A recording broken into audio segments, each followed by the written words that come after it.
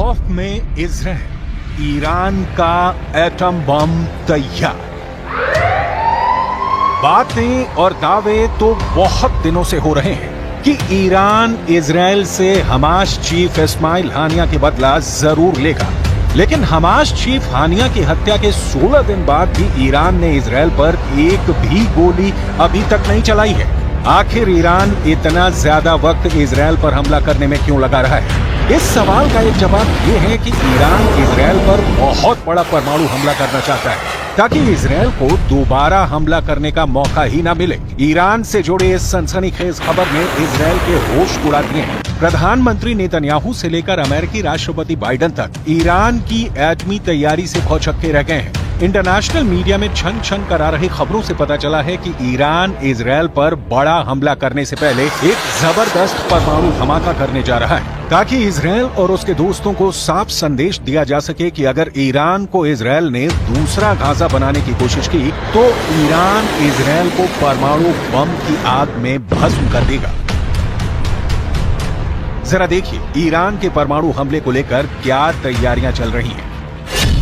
खुफिया एजेंसी को भनक लगी है कि ईरान इस वक्त अंदर ही अंदर परमाणु बम से जबरदस्त हमला करने की तैयारी में जुटा है। दावा तो यहां तक किया गया है कि ईरान के सुप्रीम लीडर ने कुछ चुनिंदा टॉप कमांडरों को आदेश दे दिया है कि ईरान इजराइल पर एटम बम से हमला करना चाहता है। हालात ये हो गए हैं कि ईरान की परमाणु तैयारी को देखते हुए पीएम नेतन्याहू ने एक बड़ी मीटिंग की है जिसमें ये समझने की कोशिश की गई है कि अगर ईरान इजराइल पर परमाणु बम से हमला करता है तो इजराइल ऐसी स्थिति में अपने बचाव के लिए क्या क्या कदम उठा सकता है। दावा किया जा रहा है कि ईरान लगभग 12 परमाणु बम बनाने के बेहद करीब पहुंच चुका है, जो पूरे मिडिल ईस्ट के लिए बेहद खौफनाक है, खास तौर से इजराइल के वजूद के लिए। ईरान अपने बेहतरीन ड्रोन और मिसाइलों के लिए मशहूर है। दावा किया जाता है कि ईरान के पास लगभग 48 से ज्यादा ऐसे बंकर हैं जिसमें घातक मिसाइलें मौजूद हैं। दिक्कत यह है कि ईरान से इजराइल के बीच की दूरी 1700 से 2000 किलोमीटर तक है। ऐसे में इजराइल के पास एक ही रास्ता है कि उसे इजराइल पर हमला करने के लिए ऐसी मिसाइलें मिले जो इजराइल को एक ही हमले में दबा करके रख दें। इसी जरूरत को ध्यान में रखकर ईरान ने अभी तक इजराइल पर घातक हमला नहीं किया है, क्योंकि चीन और रूस ने ईरान को बड़े हमला करने से पहले पूरी तैयारी करने को कहा है। खास तौर से ईरान को 2000 किलोमीटर तक मार करने वाली ऐसी मिसाइलों से रूस और चीन लैस करना चाहते हैं जो इजराइल को बचने का मौका ही ना दे।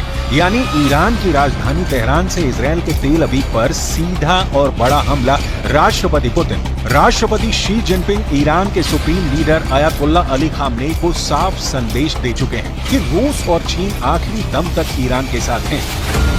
खबर है कि रूस ने अपने लड़ाकू परिवहन विमान से दर्जनों परमाणु क्षमता वाली मिसाइलें तेहरान पहुंचा दी हैं। दावा तो यहां तक किया जा रहा है कि अगर तेहरान ने इनमें से एक भी मिसाइल से इजराइल पर हमला किया तो इजराइल का विनाश कोई रोक नहीं सकता है। We are looking on this Iranian network that put a deadly explosive inside Israel, and we will act against the Iranian terror wherever it is. We will not expect, we will not get any Iranian explosive devices here and not do anything. We will act determinedly against the Iranian terror wherever it is. Iran की missile जरूरतों के मद्देनजर उसे रूस ने Iskander मिसाइलें दी है। Iran को इजराइल तक पहुंचने के लिए लगभग 1200 किलोमीटर की मारक क्षमता वाली मिसाइलों की आवश्यकता है, जबकि इस्कंदर सिस्टम की मारक क्षमता 500 किलोमीटर तक है।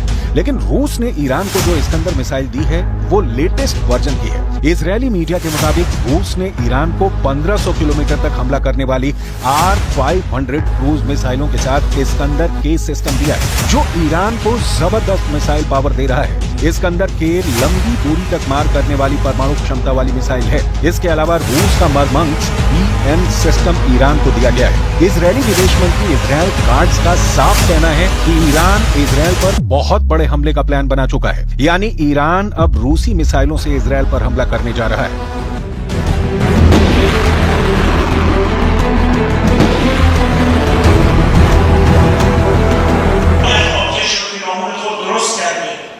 و فکر میکنه که میتواند کشورها را با ترور دانشمندان هسته‌ای را در خیابان‌ها ترور کنند تا یک کشور از دستیابی به انرژی هسته‌ای باز بماند. این مضحک‌ترین استراتژی است برای دستیابی به یک هدف سیاسی.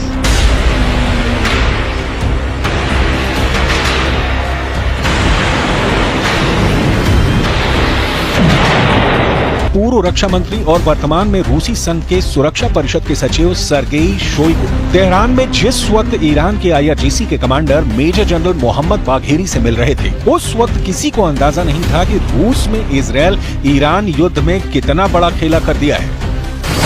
इजरायली मीडिया के दावों के मुताबिक ईरान की राजधानी तेहरान में गुप्त मीटिंग हुई है, जिसमें रूस ने तुरंत ही ईरान की सभी मांगे मान ली हैं। दावा किया गया है कि रूस की तरफ से पूर्व रक्षा मंत्री सर्गेई शोइगु ने IRGC के top commander major general Mohammad Bagheri की और उन्हें परमाणु क्षमता वाली मिसाइलें देने का रास्ता साफ कर दिया है। दावा किया जा रहा है कि राष्ट्रपति पुतिन के आदेश के बाद सैन्य परिवहन विमान IL-76 ने रूस से उड़ान भरी, जिसने ईरान के गुप्त ठिकाने पर रूसी इस्कंदर मिसाइलों को ईरान पहुंचा दिया है। इसके अलावा रूस ने ईरान को उपग्रह नेविगेशन सिस्टम मरमंग्स BNEWS भी दिया है। रूस की इस्कंदर परमाणु क्षमता वाली मिसाइल कुछ मिनट में ही तैयार की जा सकती है। इस मिसाइल के मिलने से ईरान अब इजरायल में घुसकर कभी भी इस्कंदर मिसाइल से हमला कर सकता है, जबकि रूस का उपग्रह नेविगेशन सिस्टम मरमंग्स BNEWS ईरान को ऐसी क्षमता देगा कि इजरायल के लड़ाकू जेट और मिसाइलें हमला तक नहीं कर पाएंगी।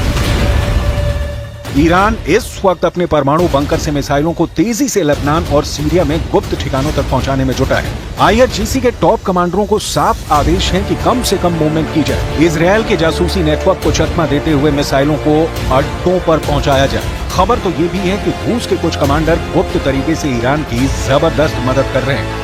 इधर supreme leader Ayatollah Ali Khamenei ईरानी अखबार कहान में लेख लिखा है कि पिछली बार ऑपरेशन में ईरान ने इजरायल के सिर्फ कुछ ठिकानों को निशाना बनाया था, लेकिन अब इजरायल के अंदरूनी इलाकों जैसे तेल अवीव और हाइफा रणनीतिक केंद्रों पर हमला होगा। खामनेई ने ये भी लिखा है कि हानिया की हत्या में शामिल इजरायली अधिकारियों के घरों को निशाना बनाया जाएगा। इस बार का हमला बड़ा खतरनाक होगा, जिसे इंटरसेप्ट करना भी मुश्किल होगा।